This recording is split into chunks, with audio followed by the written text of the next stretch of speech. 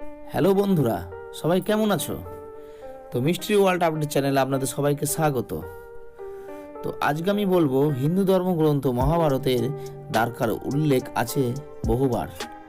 সেই দ্বারকা নগরীর ব্যাপারে বলা হয়ে থাকে, কৃষ্ণ যখন মথুরা ছাড়েন তখন তিনি আর্যাবর্তের পশ্চিম দিকে সমুদ্রের ধারে নতুন এক শহর গড়ে তোলেন। নাম দেন তার দ্বারকা। এই শহর ছিল স্বর্ণে মোড়া, প্রাসাদ ছিল স্ফটিক ও রূপায় নির্মিত, আর বন্দর ছিল বিশ্ববিখ্যাত। মহাভারতের ভাষায় দ্বারকা ছিল দেবতাদেরও ঈর্ষার কারণ। কিন্তু কৃষ্ণের মৃত্যুর পর বলা হয় সমুদ্র উঠে এসে পুরো নগরটিকে গ্রাস করে নেয়। 1983 সালে ভারতের ন্যাশনাল ইনস্টিটিউট অফ ওশেনোগ্রাফি প্রথম এই সমুদ্র এলাকায় ডুবো সাঁতার অভিযান চালায়। গুজরাটের উপকূল থেকে 30 মিটার নিচে তারা যা খুঁজে পায় তা ছিল অভূতপূর্ব। প্রাচীন দেয়াল, পাথরের সিঁড়ি, স্তম্ভ আর মাটির পাত্র সবকিছু ইঙ্গিত দেয় সমুদ্রের নিচে এক বিশাল শহর লুকিয়ে আছে। সোনারগাঁও থেকে আরও পশ্চিমে শ্বেতদ্বারকা নামের জায়গাও মিলেছে এমন নির্দেশন। বিজ্ঞানীরা বলেন এই শহর প্রায় 9000 বছরের পুরনো হতে পারে। বিজ্ঞানীরা সোনার স্ক্যান করে যে চিত্র পান সেখানে দেখা যায় সুষমভাবে সাজানো স্থাপত্য। একে অনেকে বলে under world majesty structure. Radio carbon টেস্টে ধরা পড়ে যে এই শহরের কিছু কাঠামো 7000 খ্রিস্টপূর্বাব্দেরও, মানে মহেঞ্জোদারো বা হরপ্পার আগেরও সভ্যতা। তাহলে প্রশ্ন ওঠে, কৃষ্ণের গল্পটা কি কেবল পৌরাণিক, নাকি সত্যি তিনি এক ঐতিহাসিক রাজা ছিলেন?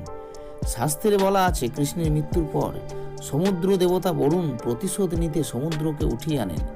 দ্বারকার প্রতিটি প্রাসাদ, প্রতিটি হ্রদ, প্রতিটি মন্দির সব ঢেকে যায় জলে পরিপূর্ণ হয়ে।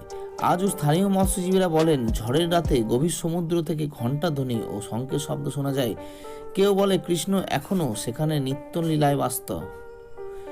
কিছু বিজ্ঞানী বলেন এটি কৃষ্ণের শহর নয়, বরং এক প্রাচীন উপকূলীয় বাণিজ্য কেন্দ্র। আবার কেউ বলেন এটা এক অ্যাটলান্টিকের মতো হারানো সভ্যতা। এখন ধারণা আছে প্রাচীন ভূমিকম্প বা সুনামির ফলে গোটা এলাকা সমুদ্রের নিচে ডুবে যায়। কিন্তু প্রশ্ন রয়ে যায়, এত নিখুঁত স্থাপত্য কিভাবে তৈরি হলো 9000 বছর আগে? বিজ্ঞানীরা বলে এটি মানব সভ্যতার প্রাচীনতম শহরগুলোর একটি। ধর্ম বলে এটি কৃষ্ণের লীলাক্ষেত্র। দুটি দিকই যদি মিলে যায় তাহলে কি শাস্ত্রের গল্পগুলো কেবল রূপক নয়, বাস্তবের ছায়া? সম্ভবত কৃষ্ণ কেবল দেবতা নন, তিনি ছিলেন একজন মহান রাজা, যিনি প্রযুক্তিতেও আর রাজনীতিতেও অগ্রগামী ছিলেন। দ্বারকা আজও সমুদ্রের নিচে নিঃশব্দে ঘুমিয়ে আছে, কিন্তু তার গল্প আজও জীবিত, ঢেউর শব্দের মতো। হয়তো কোনো একদিন সমুদ্র আবার ফিরে দেবে তার গোপন রহস্য শহর, আর আমরা দেখব কৃষ্ণের হারানো রাজ্য সময়ের বুক চিরে ফিরে এসেছে নতুন আলোয়। আপনার মতে দ্বারকা কি সত্যি কৃষ্ণের শহর ছিল, নাকি এটা মানব ইতিহাসের এক বিস্তৃত অধ্যায়?